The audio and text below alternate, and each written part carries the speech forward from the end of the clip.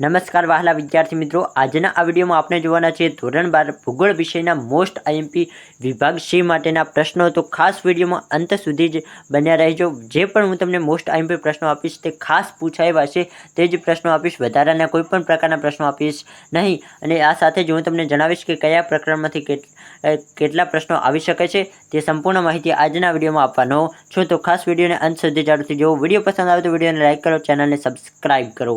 તો ચાલો આજના વિડીયોની શરૂઆત કરીએ।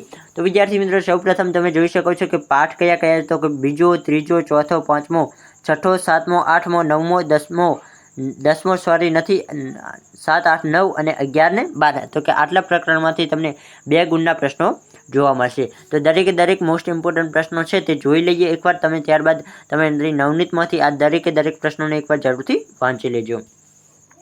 વસ્તી ગીતતા પર અસર કરતા પરિબળો જણાવો। પ્રશ્ન 2, માનવ વિકાસ માટે જરૂરી બાબતો સ્પષ્ટ કરો। પ્રશ્ન 3, નદીના ખીણ પ્રદેશમાં વધુ વસ્તી હોય છે, શા માટે?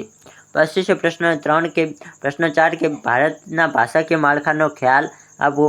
ઉદ્યોગ એટલે શું? ખનન એટલે શું? તેના પ્રકાર જણાવો। 7મો, લઘુ ઉદ્યોગ એટલે શું? દ્વિતીયક પ્રવૃત્તિના લક્ષણો આપો। પ્રશ્ન 9, ઇન્ટરનેટના કારણે વિશ્વમાં અનેક નવા પરિવર્તનો થઈ રહ્યા છે, કારણ આપો। પ્રશ્ન 10, ચતુર્થક પ્રવૃત્તિઓનો અર્થ આપો। પ્રશ્ન 11, પંચમ પ્રવૃત્તિ એટલે શું? પ્રશ્ન નંબર 12 છે કે મનોરંજન સેવાઓ સમજાવો। પ્રશ્ન 13 છે કે વર્તમાનમાં ઇન્ટરનેટનું ખૂબ જ મહત્વ વધ્યું છે, કારણ આપો। પ્રશ્ન 14, દૂરસંચારના સાધનોનો પ્રકાર જણાવી તેના ઉદાહરણ આપો। અહીં વિદ્યાર્થી મિત્રો ખાસ જણાવી દઉં કે જે પણ પ્રશ્નો હશે તે ઇમ્પોર્ટન્ટ પ્રશ્નો હશે અને તમારે પ્રશ્નોનું લિસ્ટ જોઈતું હોય તો ટેલિગ્રામ ચેનલમાં મળી જશે। આ દરેક પ્રશ્નોને તમારે એકવાર જરૂરથી વાંચવાના છે।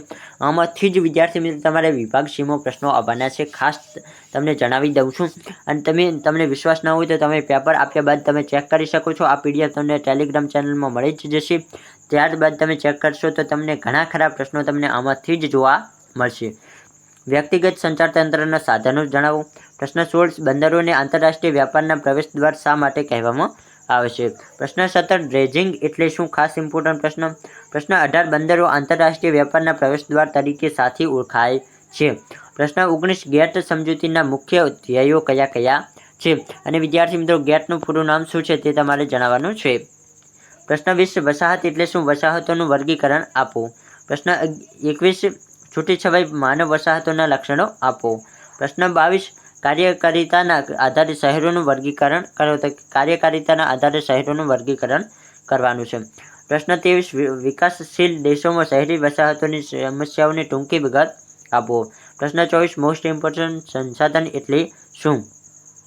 પછી છે પ્રશ્ન નંબર 25 કે વ્યાપારિક ધોરણે ડેરી ઉદ્યોગનો વિકાસ કયા દેશોમાં થયો છે?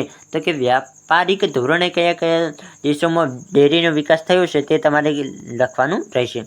પ્રશ્ન નંબર 26 છે કે પુનઃપ્રાપ્યતાની દ્રષ્ટિએ સંસાધનના પ્રકાર જણાવો। પ્રશ્ન 27, કુદરતી સંસાધનની વ્યાખ્યા આપી મુખ્ય કુદરતી સંસાધનોના નામ આપો। પ્રશ્ન 28 છે કે નીચે 5 વિદ્યાર્થીઓની ઊંચાઈના આંકડા આપેલા છે, તેનો મધ્યક શોધો। તો અહીં આંકડા આપેલા છે, તમને જવાબ આવડતો હોય તો કોમેન્ટમાં જણાવી શકો છો। અને જો તમને આ મધ્યક, મધ્યસ્થ અને બહુલકના દાખલા ના આવડતા હોય તો તમે દરેક વિદ્યાર્થી મને કોમેન્ટમાં જણાવી શકો છો। એના ઉપર હું ડિટેલમાં એક વિડીયો બનાવીશ, જે વિડીયો તમે એકવાર જોશો તો તમને સંપૂર્ણ સમજાઈ જશે કે મધ્યકના દાખલા કઈ રીતે ગણવા, મધ્યસ્થના દાખલા કઈ રીતે ગણવા અને બહુલકના દાખલા કઈ રીતે ગણવા। તો જો તમે કહેશો તો હું જરૂરથી એ વિડીયો બનાવીશ। પ્રશ્ન 29, દ્વિપરિમાણીય આલેખ એટલે શું? પ્રશ્ન 30, નીચે 7 વિદ્યાર્થીઓના વિજ્ઞાનમાં વિષયમાં મેળવેલા ગુણ આપ્યા છે, તેનો મધ્યક શોધો। પ્રશ્ન 31, ધોરણ 9ના 7 વિદ્યાર્થીઓના ગણિત વિષયના પ્રાપ્તાંક નીચે મુજબ છે, તેમનો મધ્યસ્થ શોધો। વિદ્યાર્થી મિત્રો આ જે દાખલા હોય તેમાં દાખલાની રકમ અલગ હોઈ શકે છે, બાકી તો તમને એ જ રીતે પૂછવામાં આવતું હોય છે કે આ વિદ્યાર્થીઓનો મધ્યસ્થ શોધો કે મધ્યક, પરંતુ દાખલાઓની ખાસ વાત એ છે કે તમે એકવાર દાખલાની પેટર્ન સમજો ને કે મધ્યસ્થ દાખલાને કઈ રીતે કરવું તો તમે એમાં પૂરેપૂરા ગુણ મેળવી શકો છો। પછી છે પ્રશ્ન નંબર 32 કે આંકડાકીય માહિતી એટલે શું? સારણીકરણ વિશે માહિતી આપો। પ્રશ્ન 34, ગુણાત્મક પદ્ધતિ સમજાવો। પ્રશ્ન 35, મિશ્ર સ્તંભ આલેખ સમજાવો। પ્રશ્ન નંબર 36 છે કે સ્તંભ આલેખ તૈયાર કરતી વખતે કઈ બાબતો ધ્યાનમાં રાખવી પડે છે? પ્રશ્ન 37, ફ્લો આલેખ સંક્ષિપ્તમાં લખો। અને પ્રશ્ન 38, ટપકા પદ્ધતિમાં ટપકાનો ઉપયોગ કરતી વખતે કઈ બાબતો ધ્યાનમાં રાખવી જોઈએ તે આ 38મો પ્રશ્ન છે. તો અહીં વિદ્યાર્થી મિત્રો આપણે 38 જેટલા વિભાગ સી માટે પ્રશ્નો જોયા છે. તો આ 38 પ્રશ્નો તમારે વિભાગ સી માટે મોસ્ટ ઇમ્પોર્ટન્ટ પ્રશ્નો છે. તો દરેક પ્રશ્નો તમારે એકવાર નવનીતમાંથી વાંચી લેવાના છે, અથવા તો તમે તમારી પાસે નવનીત ના હોય તો તમે ચોપડીમાંથી પણ આ પ્રશ્નોને વાંચી શકો છો. બાકી આ વિડીયો તમને કેવો લાગ્યો તે મને કોમેન્ટ બોક્સમાં લખીને જરૂરથી જણાવો. તમને ભૂગોળમાં કોઈ એવા ટોપિક ઉપર તકલીફ પડતી હોય તો એ પણ તમે મને કોમેન્ટ બોક્સમાં લખી શકો છો.